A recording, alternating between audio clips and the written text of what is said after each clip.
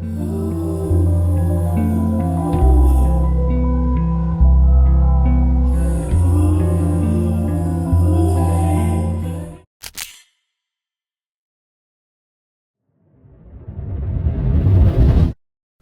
the past month, I've been in a rut.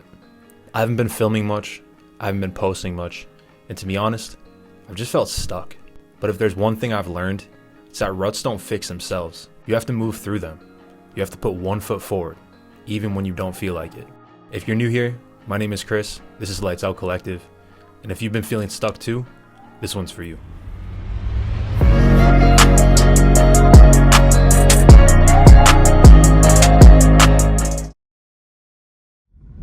Alright, it's currently Monday morning for me. My first step to getting out of any rut is start your week off right. So I'm going to hot Pilates at 8 a.m. on a Monday. Now, what does that tell you? That tells you that I hate my life. No, I'm just kidding. What this actually means is you should probably swallow the frog first, because honestly, doing the hardest thing first thing in the morning is so good for your mental health.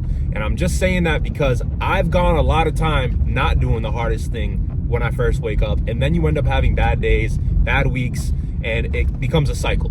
So today, what we're gonna do is we're gonna go to hot Pilates, get it going, and I'll show you guys what I look like when I get out of there, because it's pretty abysmal. Few moments later. All right.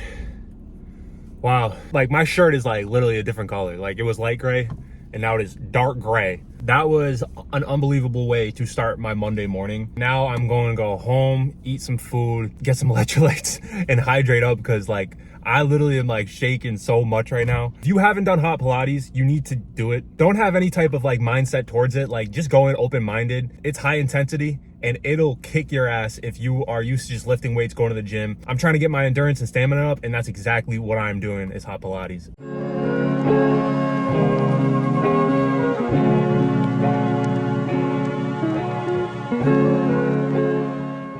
Okay, so I'm back, and again, first tip of getting out of the rut was movement is medicine, in my opinion. So the second tip, eating the right foods in the morning.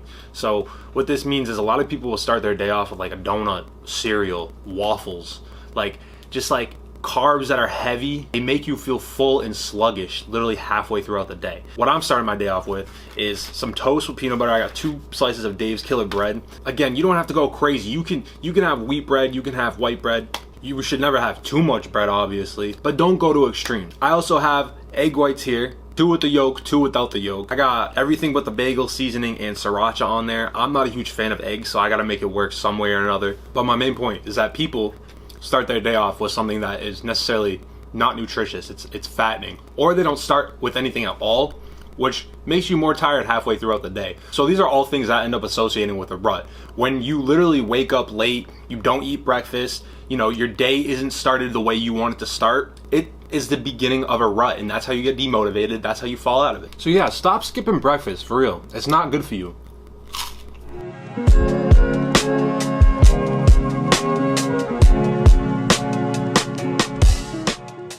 Alright guys, first 2 steps are out the way, and they're important steps, don't get me wrong, but steps 3 and 4 are just as important.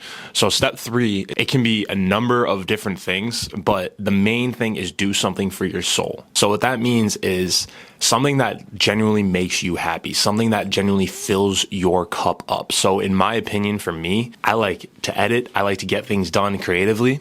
Since I already worked out, working out would be one of those things that would fill my cup, but it's hard to find motivation to work out. That's why you have to force yourself to do so sometimes. Even when you don't want to, it's important to, because you're building that discipline, you're building that structure, and that structure is what's going to keep you going when you find yourself in these ruts. So doing something for your soul is super important, and it could be reading, it could be going for a walk in nature, going somewhere that you don't usually go. Maybe it's going to get a meal that you really, really want. It could even be hanging out with a friend or a family member. Anything that fills up your cup, you need to do, and it's important to, because it gives you a sense of feeling again. During ruts, you're feeling unmotivated, you're feeling down, you're feeling completely bent out of shape. But if you do one thing that fills your cup up, that fills your soul, that is soul work for you and your heart, I'm telling you, it'll make a massive difference with the structure of your life.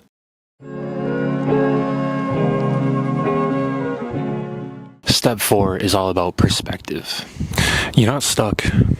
You're just in transition. The only way out is through.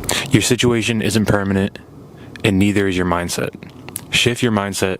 Shift your perspective. Look how far you've come as a person and let that shit sit for a few. Nobody else has experienced what you've experienced, and you truly are unique in your own way. So again, don't let ruts define who you are.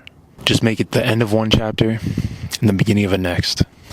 I'll see you guys in the next one.